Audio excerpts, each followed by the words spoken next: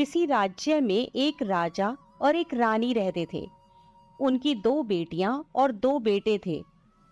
उनकी एक बेटी का नाम अमावस्या और दूसरी बेटी का नाम पूर्णिमा था।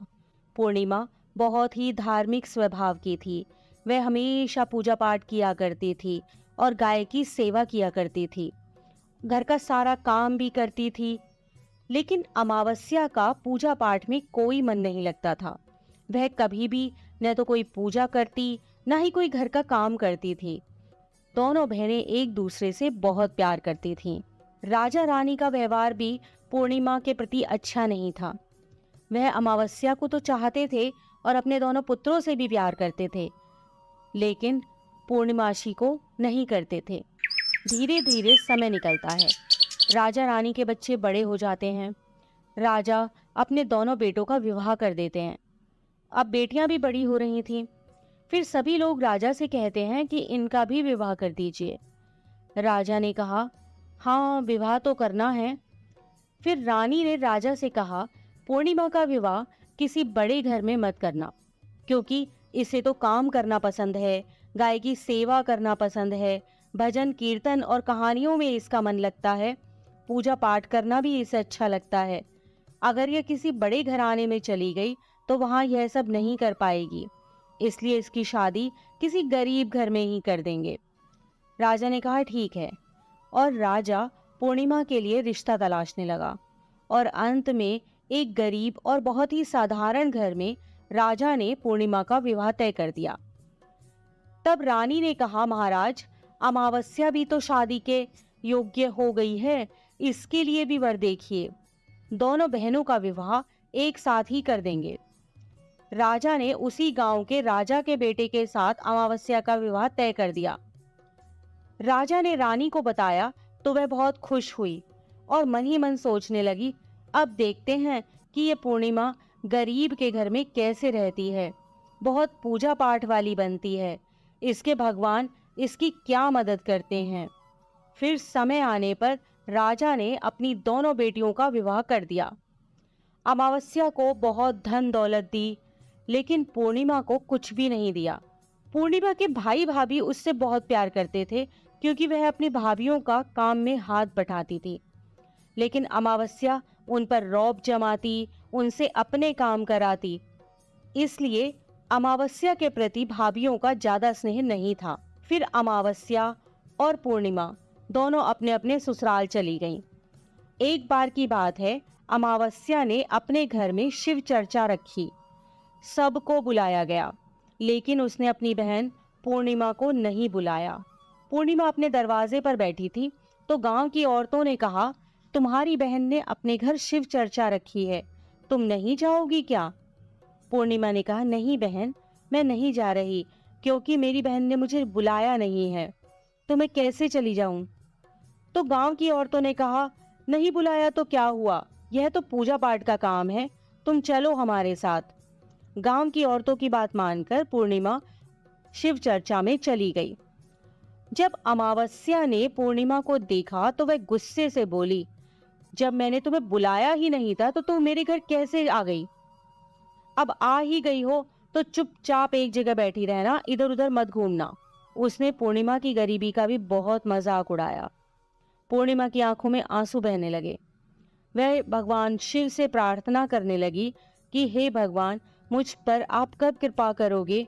आखिर मेरा कसूर ही क्या है? क्या पूजा पाठ करना, गाय माता की सेवा करना और काम करना गलत है? भगवान, अब तो मुझ पर रहम करो। इस तरह वह भगवान से विनती करने लगी। शिव चर्चा पूरी हो गई और अमावस्या ने सबको प्रसाद दिया, लेकिन पूर्णिमा को प्रसाद नहीं दिया। वह वहां से बिना प्रसाद के वापस आ गई। वह रास्ते में सोचती है कि घर पर बच्चे प्रसाद मांगेंगे तो मैं उन्हें क्या कहूंगी। फिर उसके मन में एक विचार आया कि क्यों ना अपने भाई भाभी से ही मिलकर आ जाऊं। वह अपने पति और बच्चों को बताकर अपने मायके जाने के लिए निकल गई। चलते चलते उसे एक तुलसी का पेड़ मिला। वहां एक चबूतरा बना था, जिस पर एक बूढ़ी माई बैठी थी। उस बूढ़ी माई ने पूर्णिमा से कहा, बेटी, तुम कौन हो और कहाँ जा रही हो? तब पूर्णिमा ने बूढ़ी माँ को अपना परिचय दिया और फिर बूढ़ी माँ ने कहा, बेटी देखो, मेरा तुलसी का पौधा सूखा जा रहा है, इसमें थोड़ा जल डाल दो और चबूतरे की भी धुलाई कर दो तो थोड़ी ठंडक मिलेगी। पूर्णिमा ने बहुत अच्छे तरीके से चबूतरे को धोया, तुलसी में जल दिया और तुलसी की पूजा की। उसने बूढ़ी माँ को भी स्नान कराया और उनके चरण दबाए। फिर पूर्णिमा ने कहा, माँ जी, और कोई काम हो तो बता दीजिए, अगर नहीं है तो क्या मैं जाऊं? तो बूढ़ी माँ ने कहा, नहीं बेटी, और कोई काम नहीं है, अब तुम जाओ। और उसे खूब आशीर्वाद दिया, लेकिन तुम अपने मायके से लौटते समय मुझसे मिलकर जाना। उसने कहा, ठीक है माँ। और वह आगे चल पड़ी। चलते चलते रास्ते में उसे एक शिव मंदिर मिला। वहां भी एक चबूतरा था, उस पर एक बूढ़े बाबा बैठे हुए थे।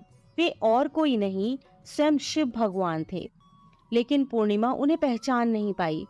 बूढ़े बाबा ने कहा, तुम कौन हो बेटी? तो पूर्णिमा बोली, क्या बात है बाबा? बाबा ने कहा, बेटी, क्या तुम इस मंदिर की सफाई कर दोगी? बहुत गंदा हो गया है। और चबूतरा भी धो देना। मेरे नहाने के लिए 2 बाल्टी पानी भर दो, तो तुम्हारा बहुत एहसान होगा। पूर्णिमा ने खुशी खुशी बाबा के सारे काम कर दिए और भगवान शिव की पूजा की। थोड़ा और आगे चली तो उसे काली माता का मंदिर मिला। काली माँ भी एक बूढ़ी माँ के रूप में वहां बैठी थी। काली माँ ने कहा, बेटी कौन हो? तो पूर्णिमा ने अपना नाम बताया और कहा, क्या बात है माँ जी? तो बूढ़ी माँ ने कहा, बेटी, जहाँ सब पूजा पाठ करके तो चले जाते हैं, कोई मंदिर साफ नहीं करता। देखो मंदिर कितना गंदा हो गया है, जरा इसकी साफ सफाई कर दो। पूर्णिमा ने मंदिर की साफ सफाई की और उसने काली माँ का श्रृंगार किया, पूजा की। उसके बाद बूढ़ी माँ को भी स्नान कराया और उसके हाथ पैर दबाए। फिर वह आगे बढ़ी तो एक नदी मिली। वहां भी एक बूढ़ी माँ बैठी थी और वह और कोई नहीं, स्वयं गंगा मैया थी। उन्होंने कहा, बेटी तुम कौन हो?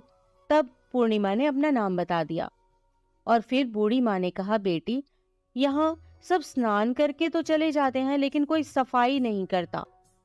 तुम यहाँ की साफ सफाई कर दो। उसने वहां की भी साफ सफाई कर दी। फिर वह बूढ़ी माँ भी उसे आशीर्वाद देने लगती हैं। फिर वह एक नाव में बैठकर नदी के उस पार चली जाती है। नाव में फूल बिछे होते हैं। वो फूलों की नाव में बैठकर अपने मायके पहुंच जाती है। उसके भाई भाभी पूर्णिमा को देखकर बहुत खुश हो जाते हैं और उसकी खूब खातिरदारी करते हैं। फिर सब खूब बातें करने लगते हैं। सुबह जब ननद जाने को तैयार होती है तो भाभी ने उसे एक लाल साड़ी दी और कहा, नंद जी, इस साड़ी को पहन लो और हाँ, जल्दी जल्दी आया करो, बहुत दिनों के बाद आई हो। तो पूर्णिमा ने कहा, ठीक है भाभी, आप जब भी मुझे बुलाओगी मैं तभी आ जाऊंगी। और फिर पूर्णिमा ने खुश होकर वह लाल साड़ी पहन ली और श्रृंगार भी किया। भाभीयों ने थैला भरकर उसे धन और गहने दिए। पूर्णिमा घर से निकल गई। चलते चलते रास्ते में फिर वही नदी मिली और नाव में बैठकर वह नदी के दूसरे पार आ पहुंची तो वही बूढ़ी माँ मिली जो गंगा मैया थी। उन्होंने कहा, बेटी आ गई अपने मायके से? तो पूर्णिमा ने कहा, हाँ माँ जी। तब बूढ़ी माँ ने एक थैला दिया और कहा, इसे ले जाओ। मैं कहाँ रखती फिरूंगी, ये बहुत भारी है, और हाँ, इसे रास्ते में मत खोलना, अपने घर जाकर ही खोलना। पूर्णिमा ने कहा, ठीक है माँ जी, और वह वहां से चल दी। आगे चली तो काली माँ का मंदिर मिला। वहां भी वही बूढ़ी माँ बैठी हुई थी। उन्होंने भी पूर्णिमा को एक थैला दिया और अब उसके पास 3 थैले हो गए थे। वह कुछ आगे बढ़ी तो शिव मंदिर मिला। वहां बूढ़े बाबा के रूप में भगवान शिव बैठे थे। उन्होंने भी पूर्णिमा को एक थैला दिया। वह थैला लेकर आगे बढ़ी तो तुलसी माँ मिली। उन्होंने भी एक थैला दे दिया। अब जब पूर्णिमा अपने घर पहुंची तो वह 5 थैले खोलने लगी। सबसे पहले उसने अपने मायके का थैला खोला। उसमें खाने पीने की चीजें, कपड़े और गहने वगैरह थे।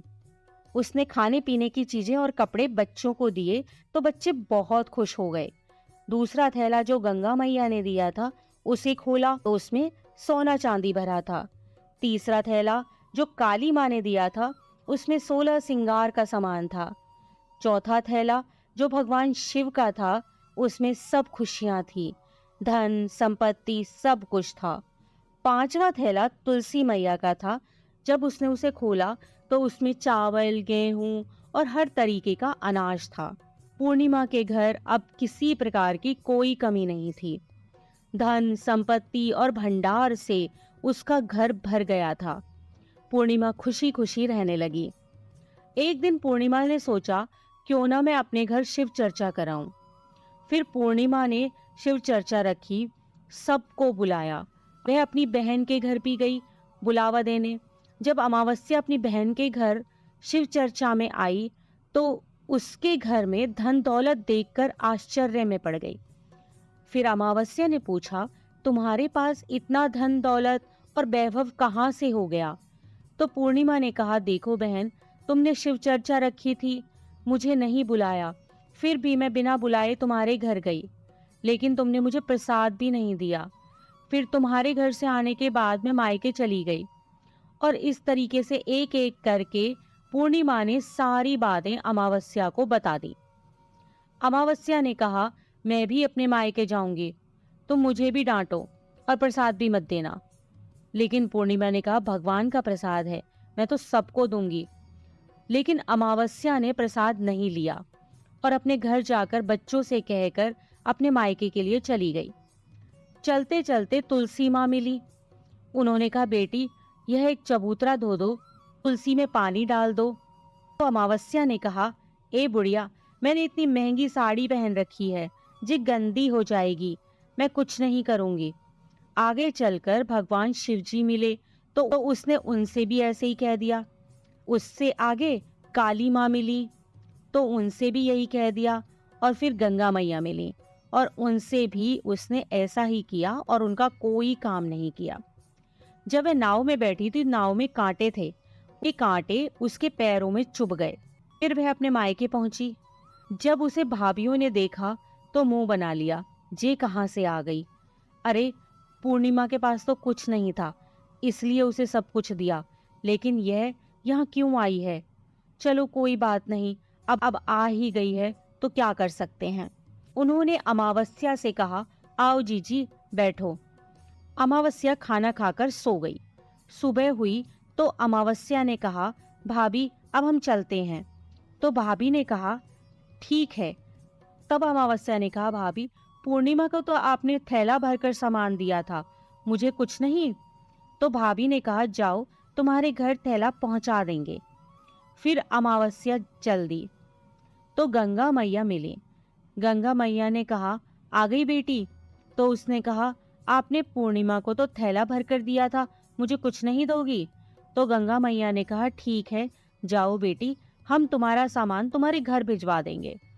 ऐसे ही भगवान शिव ने, काली माँ ने और तुलसी माता ने कह दिया। जब वे घर पहुंची तो उसके आंगन में 5 थैले रखे थे। जब अमावस्या सारे थैले खोलती है तो किसी में मिट्टी, किसी में ईंट पत्थर, किसी में सांप बिच्छू थे। उसने अपना माथा पीट लिया और कहा, हे भगवान, हमें मायके में भी कुछ नहीं मिला और इधर भी कुछ नहीं मिला। फिर अमावस्या दौड़कर पूर्णिमा के पास जाती है और कहती है, तुझे इतना सब मिला लेकिन मुझे तो कुछ भी नहीं मिला। तो पूर्णिमा ने कहा, जब मैं मायके जाती हूँ तो भाभीियों की मदद करती हूँ, तुमने तो भाभीियों की मदद कभी नहीं की, तो भाभी तुमको क्या देती? गंगा मैया को भी तुमने ठुकरा दिया, शिवजी, काली माँ और तुलसी माँ, सबको ही तुमने ठुकरा दिया, इसलिए भगवान ने तुम्हें कुछ नहीं दिया। अमावस्या कहती है, बहन मुझे माफ कर दो, मैंने सदा तुम पर अत्याचार किए हैं, लेकिन इसमें मेरा कोई कसूर नहीं था। तुम मुझे भी विधि बतलाओ जिससे मैं भी भगवान की भक्ति करके सब कुछ पालूंगी। तो पूर्णिमा ने कहा, बहन देखो, 3 ही बातें हैं ज्ञान की। पहली, सब पर दया करना, दूसरी चर्चा करना और तीसरी है 108 बार ओम नमः शिवाय का जाप करना। बहन, भगवान ने जो 3 सूत्र दिए हैं वह प्रसाद के रूप में स्वीकार कर लो। और हृदय में बसा लो। मैंने सच्चे मन से भगवान का पूजा पाठ किया, सबकी मदद की, सबका काम किया, इसलिए मुझे सब कुछ मिला। और तुम्हारे पास जो भी था वह भी खत्म हो गया। अमावस्या अपने घर गई और खूब पूजा पाठ करने लगी और भगवान शिव से उसने मन ही मन माफी मांगी। इसी प्रकार की अन्य व्रत एवं पौराणिक कथा कहानियों के लिए हमारे चैनल को सब्सक्राइब और शेयर करें, ताकि आप भी दूसरों तक इन्हें पहुंचाकर धर्म लाभ प्राप्त कर सकें।